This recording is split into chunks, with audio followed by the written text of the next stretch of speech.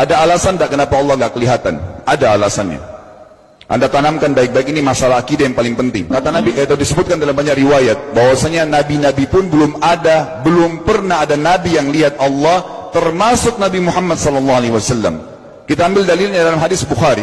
Waktu Nabi SAW pulang dari Isra Mi'raj, jemaah sekalian, Aisyah bertanya radhiyallahu anha, berkata, istri beliau, ya Rasulullah, hal tara rabbak? Apakah anda waktu Mi'raj ke langit, terima perintah sholat, sempat lihat Tuhan anda enggak? Lihat enggak Allah itu bagaimana?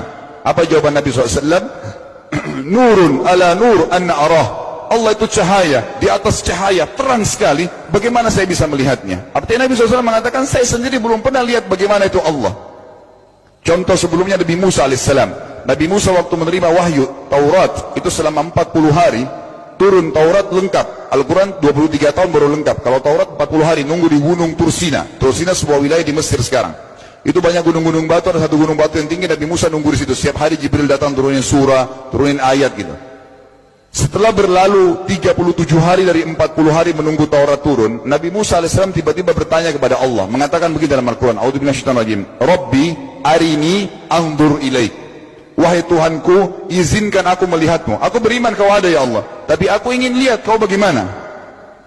Allah menjawab, tidak mau mengecewakan Nabi Musa. Sebagai manusia Allah mengatakan, lan tarani. Perlu anda tahu dalam bahasa Arab jemaah sekalian ada 3 kosakata la, tidak yang berarti tidak. Ada la biasa artinya tidak, ada lam dengan mim, lam artinya tidak pernah, ada lam dengan nun, lan artinya tidak akan pernah. Allah mengatakan apa? Lan tarani, kau tidak akan mampu melihat wahai Musa. Tapi Allah nggak mau kecewain Musa. Ternyata Musa selama 37 hari jemaah sekalian kagum-kagum melihat gunung-gunung batu di situ.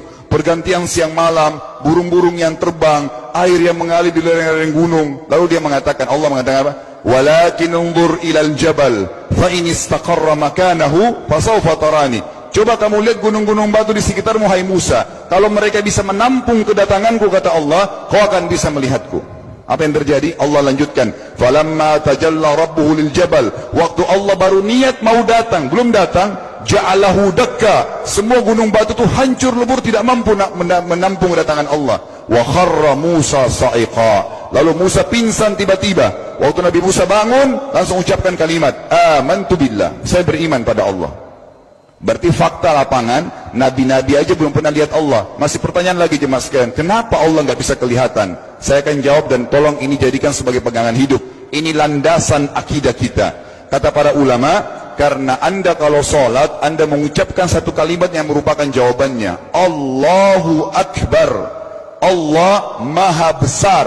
Akbar adalah siga mubalaghah dalam Islam. Sesuatu yang melampaui batas, Maha Besar.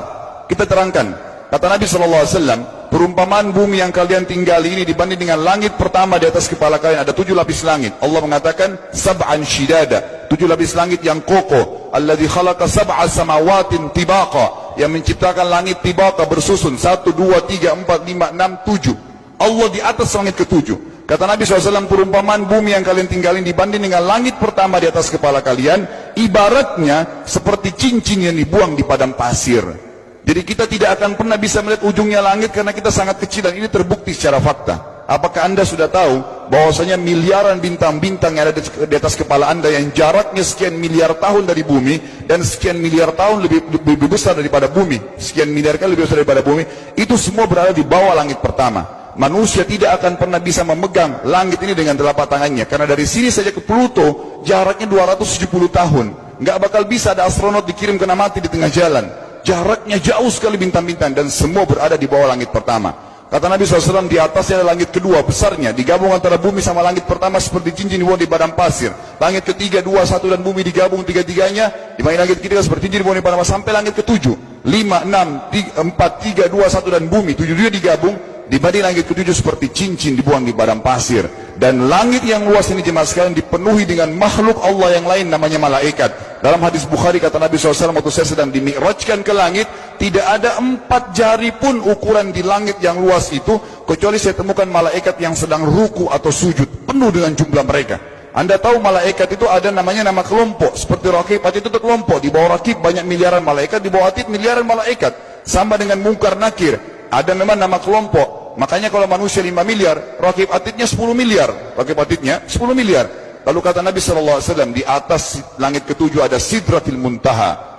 Besarnya digabung antara 7 lapis langit dan bumi. 8 hanya seperti cincin di bawah di padang pasir.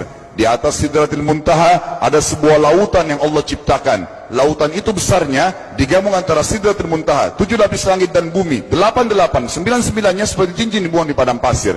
Makanya kalau anda baca Quran, anda baca ayat wa kana arsyu 'alal ma', singgasana Allah di atas air. Ini maknanya, air adalah ada lautan. Lalu kata Nabi SAW, arsy-nya Allah di atas lautan itu singgasananya Allah. Besarnya digabung antara lautan, Sidratul Muntaha, 7 lapis langit dan bumi. 10-10-nya hanya seperti cincin dibuang di padang pasir.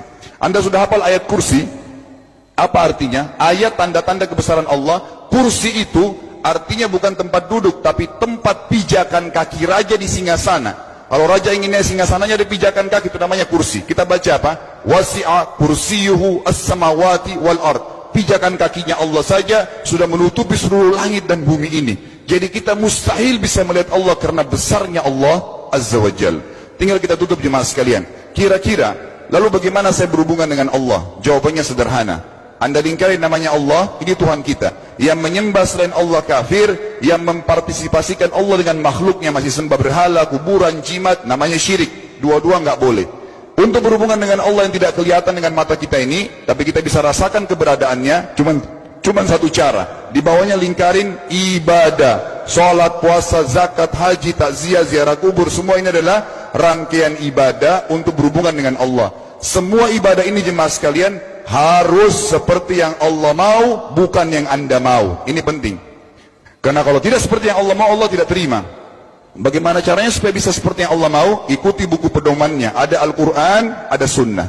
Yang beribadah keluar dari dua pedoman wahyu ini tidak akan diterima oleh Allah. Seperti Anda kalau kerja di perusahaan, pimpinan perusahaan kasih peraturan, Senin pakai baju kuning, Selasa baju hijau, Rabu pakai baju hitam. Datang jam 7, keluar jam 5 sore. Ternyata Anda tidak. Hari Senin Anda pakai baju yang hari Rabu, datangnya jam 9, keluar jam 2 siang. Dikeluarkan oleh pimpinan atasannya. Itu baru peraturan manusia. Bagaimana dengan peraturan Allah Azza wa Jal? Maka kita simpulkan semua jemaah sekalian adalah, yakinlah Tuhan Anda Allah ada, satu-satunya Tuhan. Kalau Anda sedang sakit, yang ciptakan Anda Allah, yang ciptakan penyakit Allah, yang menciptakan kesembuhannya Allah. Kalau kita sedang musibah sama, kalau kita sudah senang juga sama. Semoga Allah SWT menjadikan kita orang-orang yang senantiasa beriman padanya, dan juga selalu bertumbuh dalam keimanan tersebut serta mengikuti syariat. Ya Imam Ar-Ruh